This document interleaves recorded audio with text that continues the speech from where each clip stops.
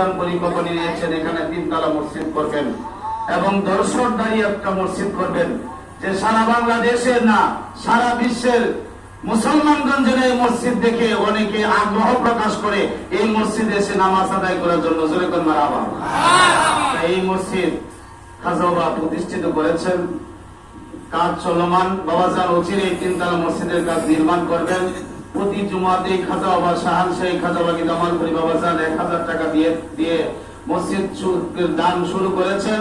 সেই দানের সঙ্গে জাকির ভাইদের দান কবুল হওয়ার জন্য বাবাজান প্রথমে দান করেছেন।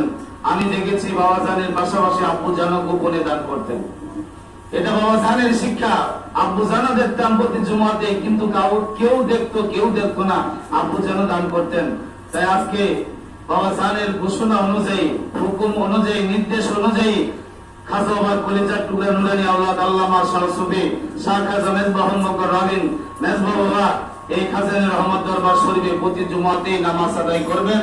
আমরা খুশি নেবে যা এবং সকলে প্রচার করে দিবেন। নেটেও ছাড়া হয়েছে, সবাই তার এই টাচ মোবাইল ব্যবহার করে না, জানে না।